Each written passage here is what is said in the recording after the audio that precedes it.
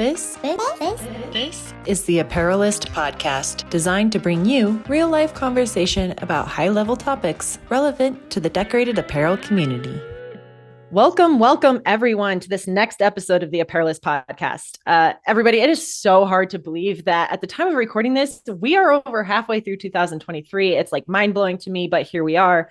But one of the exciting parts about this time of year is we're gearing up for lots of exciting trade shows like Printing United Expo in a few weeks.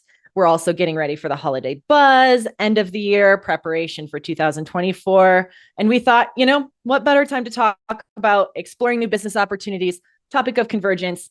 It comes up regularly, but it's actually a topic that requires quite a bit of thought and planning. For apparel decorators, one great option to expand into is hard goods. But this isn't totally uncommon these days and is something many decorators probably are already doing or have at least explored. Here's the catch, everybody. You can't just add any hard goods line to your services and hope that they just magically start churning out a huge profit for you. It's not that simple, right? Every decision you make for your business must be intentional. Every product must be unique and ideal for your customers. So we're going to talk about it today. We're going to zero in on what you can do to make hard goods a profitable line for your apparel decoration business. Joining me today is Alpha Broder's very own David Clifton, Chief Marketing and Customer Experience Officer, and Jeremy Pigger. He's the founder for Amber Creative. Guys, thanks for joining us today. Happy to be here. Yeah, thanks for having us. Absolutely. And, David, this is a topic that you and I have discussed at length before. Jeremy, you and I have talked about this. So let's get into it. David, let me start with you. Most apparel decorators stick to apparel. I mean, they like to decorate soft goods. It's their wheelhouse, what they're good at. But why are hard goods worthy of consideration to add to their services? Well, I mean, the first reason, it's 60% of the market. So apparel is a big chunk of the market, but other stuff besides apparel is 60%. So it's kind of hard to ignore that number, and it's a big one. And I also think that, as we continue to kind of build out solutions, we see our customers really looking for more solution sales than just point to point. Certainly apparel we love it, and it's our main focus, but the hard goods business has been awesome to pair up with apparel. And for us, that 60% number was a hard thing to ignore and not to be playing in.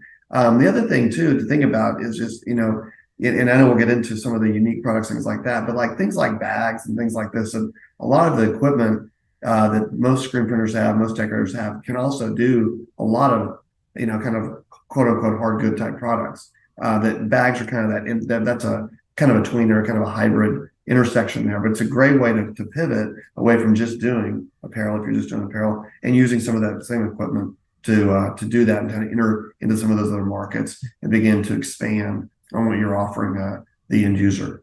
Yeah, Jeremy, from your perspective, so you're kind of on the other side of this, right? You're more in the production side, you're more in the branding side. So what, from that perspective, what do you see as beneficial of adding hard goods? Well, I think your customer is already making hard goods. They just might not be making it with you. That's how I ended up getting into ASI probably 6-7 years ago now.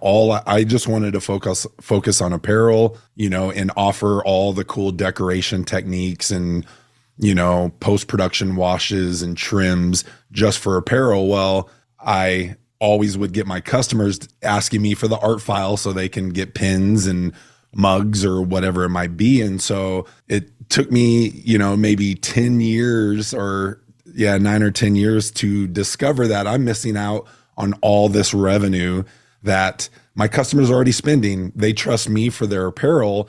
Why wouldn't they trust me for their hard goods? And so I think that's been the biggest thing is it's not as hard of a sell as you think it's going to be, because they're already doing it, but they're maybe doing it on 4imprint or some automated website just for the convenience, but they much rather work with you, the decorator of their apparel, to help them along, help them make the right decisions. And so I think that's the biggest reason is you're missing out 100% if you're not doing it for your current customer base, because they are making those things. They just are making them with a local competitor or someone online.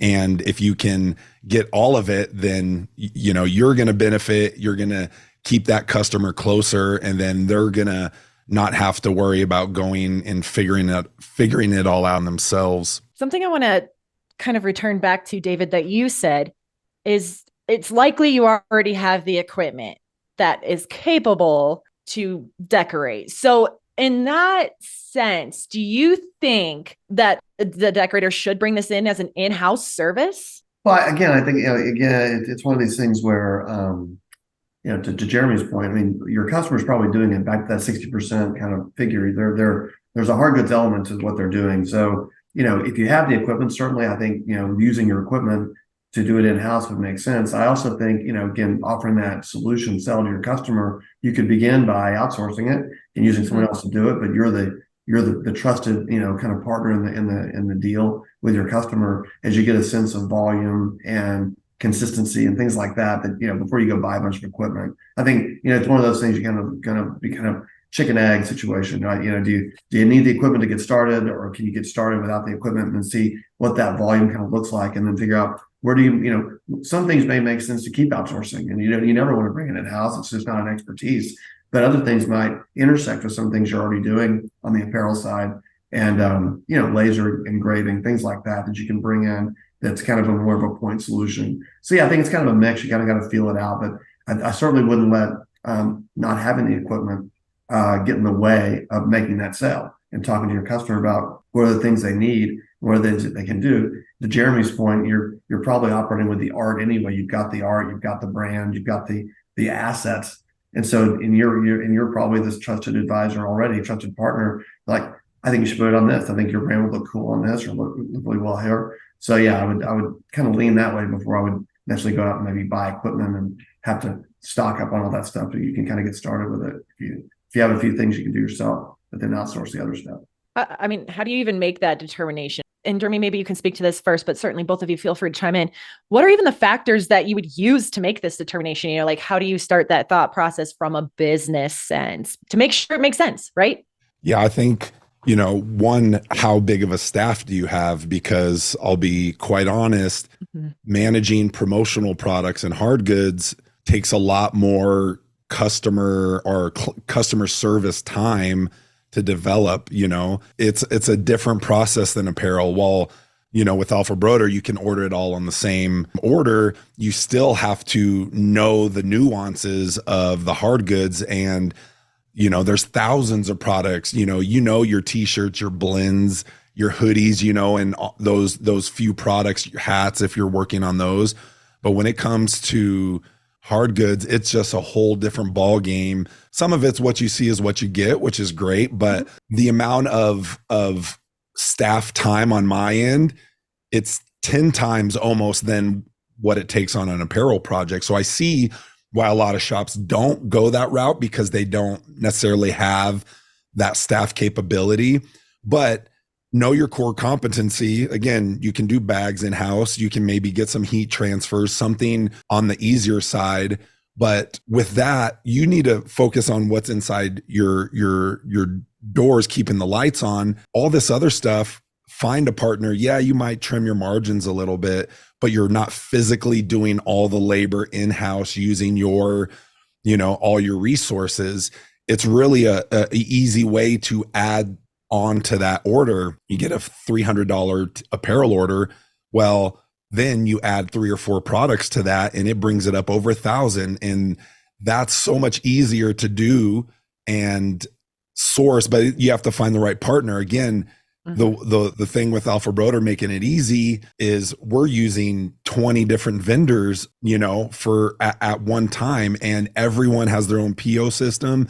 Everyone has their own terminology, their proof system, how it all works. And it's a lot. There's a reason why I didn't want to get into it, and now that I'm into it, I can't get out of it. But it really comes down, you have to find someone that you trust. And if you're already using Alpha, let's say for apparel, it makes it easy to bring in those hard goods, because you can deal with those same reps, you can deal with the same PO, and it really lowers that barrier of entry, because it is an unknown. Every product's different, and that's what makes it really difficult. Yeah. David, anything else you would like to add? I mean, I feel like really well put, and maybe a lot of people don't consider like that staffing portion, but then all the other considerations. David, anything from your perspective that businesses should use to make this determination? Well, I think Jeremy said it well there. I mean, I do that the time it takes, even for us, being in the hard goods business, working with our customers, an apparel sale versus a hard goods sale, it is much more difficult. There's a lot more moving parts to it,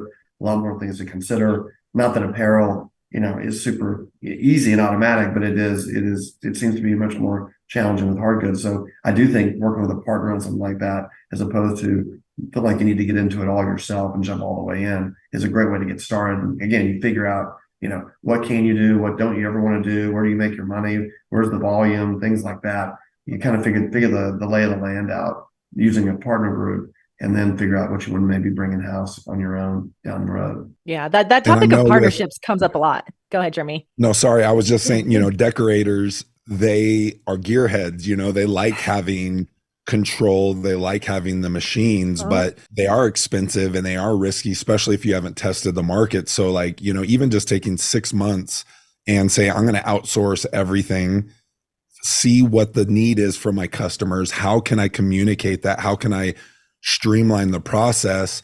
And then eventually it might make sense to buy that equipment, but you going, a lot of decorators want to buy that equipment first, and so you go on some of these forums and people are just selling off their hard goods, not just presses, but all the different machinery, because it is a whole different beast. And again, if you don't have to, you're going to get pure profit on some of that because you're not physically doing the labor of making them. You're a salesperson, you're facilitating the order, and your returns are going to be a lot better because you're spending a lot less time than if you were actually manufacturing it.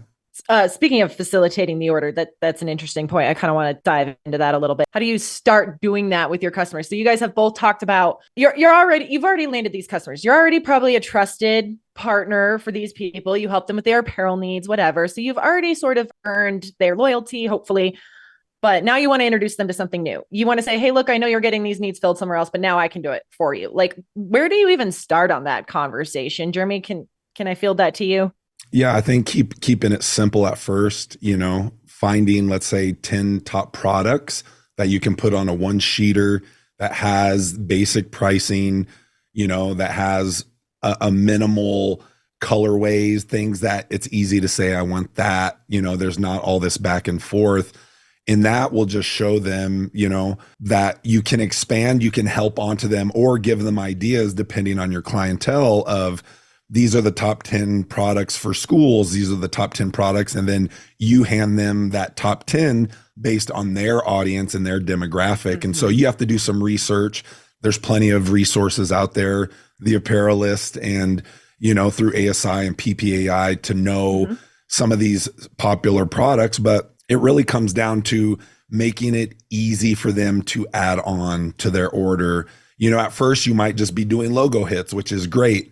But I'm going to tell you right now, for imprint and discount mugs, they're going to do it cheaper. They're going to do it faster. They're going to do it with less communication with the client. So you can't just offer that logo. You want to get them to think beyond that to where, what is this mug? Like this one I've had for, you can't see it, but I've had this for like 8 years and I still get pictures, and we're designing for the medium. We're not just slapping the apparel logo onto the drinkware. You have another canvas, so let's make it, let's take advantage of that. And how can we make it that it's not just a logo or a billboard for your company? Because again, they can go somewhere else really and get it cheaper. I've quoted, in discount mugs, it's hard to beat them. So you have to beat them on the service, on why this item over this item. Hey, I've been studying your demographic. It's 30 to 50-year-old, mothers, and they like the Stanley 40 ouncer. Like, how do you pick the right product for them? And so it does take some research, but I think just showing them, here are some popular products. I think this artwork could be good on here. Just showing them that there's a human interacting, that's going to go above and beyond what they might be getting just ordering online. I love that. Speaking of products to offer, let's get some ideas going here for our audience. Obviously the Stanley is very, popular. I mean, I personally have yet to convert. I'm still a Yeti user myself. So I'm just going to say, like, I will not, you're going to have to beat me off that train. However, okay, so obviously popular, the traditional, pen, whatever. David, what are some unique items decorators can hit? Because obviously water bottles will always be a popular thing. Obviously the tumbler will always be a popular thing. What else to really elevate? What other product ideas can apparel decorators capitalize on? Well, I think, for us, we look at technology as a way to kind of, you have your mainstay products, which, by the way, sound kind of boring, but they actually are what sell. I mean, that's what sells, and that's what the main products are. So, it is, everyone's looking for that whiz bang kind of concept and that, unicorn product out there, but it really is kind of the core products that actually do sell. The Stanley is obviously a phenom. He came out and, took the world by storm. I guess you don't want to handle. That's the whole thing with the Stanley, right? So if it's the Yeti, I don't know if Yeti come out with a handle or not, but probably not. But no, I think as far as like innovative products, I do think technology offers a bunch of things that are pretty cool, from speakers to AirPods to even cords. Now, I think one of my favorite things I got at a PPAI event was from Koozie. Actually, they were sponsoring it, and it was just a multi-use adapter for all the, my iPhone, my C cord for my computer, my iPad, and that other weird thing that, charges other things. I don't know what you call that, but the thing before the C. Anyway, I love that thing because it's sort of an adapter and you can use it across a bunch of different products. I use it all the time. So I do think technology kind of is a good intersection between your life and the brand, because you're constantly charging things or doing things with, but I am, at least, when I'm traveling everywhere, I'm constantly doing that. So I'm constantly using this product. So I think it's really good to have things that are useful. I mean, obviously drinkware and things like that are great. Bags, things of that nature. But I do think some of the tech products are a little cooler, a little more practical on it, frankly. For me, I put it in my bag and I carry it everywhere I go. So to me, it's the modern day pen, if you will. I don't write anything anymore. I just type. That's my thoughts on getting outside the box a little bit. Look at tech. Yeah, I feel like that combos nicely with what Jeremy was saying in terms of, okay, now you've got this really cool tech item and then you elevate it with the logo placement, or the design is maybe cooler than just the plain logo. Really good point. Not just make it basic. Look at the actual product. Look at the landscape you've got, the canvas. As Jeremy said, I think that's a really good point. And let them use that canvas well. And then that brand suddenly intersects with the use case. And it's not this sort of just weird thing that's stuck on top of it, but it's actually part of the use case. So then the brand really becomes integrated with that use case. And if you like that product and what you're doing with it, then that brand kind of becomes synonymous with that. Absolutely, guys. There's a lot more we could really go into about this. But let's just throw it out to our audience members. There are a lot of ways you can do this. If you have questions, you want some ideas, you want to just maybe ask a few like expansion questions. I'm sure Jeremy and David would love to chat with you about it. Jeremy, Absolutely. Where can people get in touch with you? Yeah, I tried to be most active on LinkedIn, Jeremy Picker, and then Twitter, Instagram, barely TikTok, but I'm JW Picker. But I love LinkedIn the most just because it's B2B. People are in that headspace. They're wanting to learn. They're wanting to help their customers or their jobs better. And so I love LinkedIn and Pinterest, though. Come follow me at Pinterest. That's where you'll get visual inspiration for every type of product you can think of. I've been building on that for 12 years now and have lots of pins. And that's where I go for my inspiration as well. Oh my gosh. I'm so happy you brought up Pinterest, like not to go on a side topic, but I love Pinterest. I feel like it's like the underdog. There's so much good stuff on Pinterest and everyone forgets about it, but I love it. David, where do people find you? Well, I'm on LinkedIn as well. So that's about the extent of my social media. That's my range of social media. I don't go much further outside the fence than that. Instagram as well a little bit. Alpha Broder in particular, you can follow Alpha Broder on Instagram. We're always pushing ideas out. And then alphabroder.com, our deco hub on alphabroder.com. I would really encourage decorators to check out the Deco Hub on alphabroto.com. That's where we kind of tee up a lot of ideas and also feedback from other decorators that they're sending ideas into us, and they have innovative ideas and thoughts and kind of questions sometimes. It's a great forum, and it's a great dialogue, really. It's on alphabroto.com, but it's a dialogue. So I would encourage folks to go check out the Deco Hub on alphabroto.com. Yeah, we've shared a few pieces of content from Deco Hub, and I personally love reading through stuff there because, like you said, there's a lot of content there from other decorators. There's so many people doing so much cool stuff. I love that we have platforms where we can share all of the different things that everybody's doing and stuff like that. So, yep, I second that. Visit Deco Hub. That's a great place to go. Guys, thanks so much for joining us today at the Apparelist podcast. As always, it's a pleasure talking with both of you. Thank you. Thanks for hosting, and thanks for doing this. Thanks, Cassie. And just one parting word of, it might seem overwhelming. So again, keep it simple at first. I think people in our industry are very open to sharing ideas and the collaboration over competition, that offering those hard goods, clients want that one-stop shop. So how can you help them do that? That might separate you from your local competition, but it's worth it. The margins are probably better. And it's just going to make you look like you are a brand builder versus just someone printing their shirts. Be more than that. I love that. Maybe that's our topic for next time. Thanks for those parting words of wisdom, guys. And we'll all talk to you soon. Thanks a lot, Cassie. See you. Bye.